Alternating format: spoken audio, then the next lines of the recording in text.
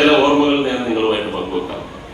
10 കൊല്ലം മുമ്പ് ഞാൻ സ്ഥാനാർത്ഥിയായിട്ട് വോട്ട് ചോദിക്കാൻ വേണ്ടി തീരദേശത്ത്, കൊല്ലം ഒരുപാട് തീരദേശമുള്ള സ്ഥലമാണ്, മത്സ്യത്തൊഴിലാളികൾ തിങ്ങിപ്പാർക്കുന്ന ഒരുപാട് സ്ഥലങ്ങളുണ്ട്.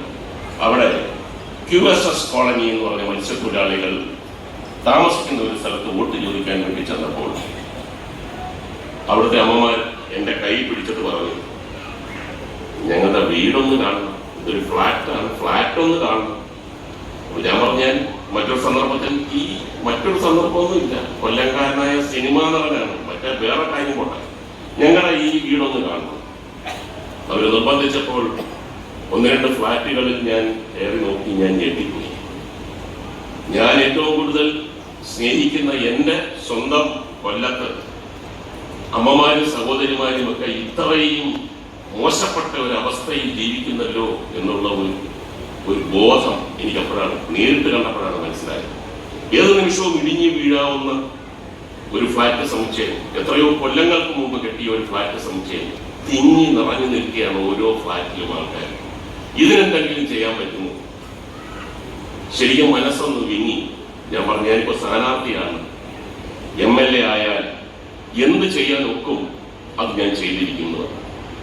2.5 കൊല്ലം കഴിഞ്ഞപ്പോൾ 179 കുടുംബങ്ങൾക്ക് ആ താമസിച്ചിരുന്ന ഫ്ലാറ്റിന്റെ ഇരട്ടി വലിപ്പത്തിൽ അതിഗംഭീരമായി ഫ്ലാറ്റ് കെട്ടിക്കൊടുക്കുന്ന ആ ഒരു നിമിഷം എനിക്ക് ജീവിതത്തിൽ മറക്കാൻ പറ്റത്തില്ല. ആ നിമിഷമൊക്കെ ഞാൻ സജീവ കലാകാരിൽ നിന്നും സജീവ രാഷ്ട്രീയത്തിലേക്ക് വന്നത് ഒരുപക്ഷെ ദൈവം ഇങ്ങനെയും കൂടെ ഒരു നിമിഷം നീ അനുഭവിക്കണം, സന്തോഷിക്കണം എന്നുള്ള ഒരു നിമിത്തമായിരിക്കണം.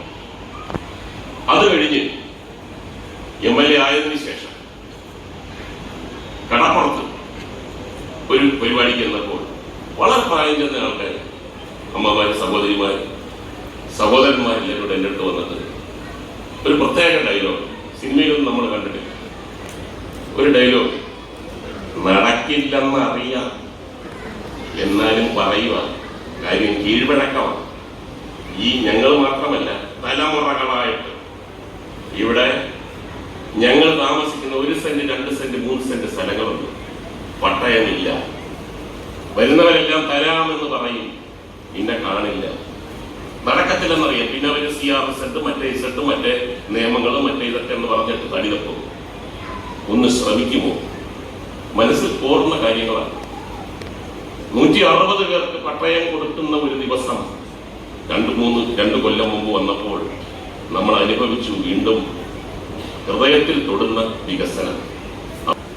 സ്വന്തമായി ഒരു സ്ഥലം, അതിൽ സ്വന്തമായി എന്റെതെന്ന് പറയുവാൻ ഒരു വീട്, അതാണ് ഏറ്റവും നന്മ നിറഞ്ഞ ഒരു വേദിയിലേക്ക് എന്നെ ക്ഷണിച്ചതിന് ഞാൻ ആദ്യം നന്ദി പറഞ്ഞത് ഹരികുമാർ.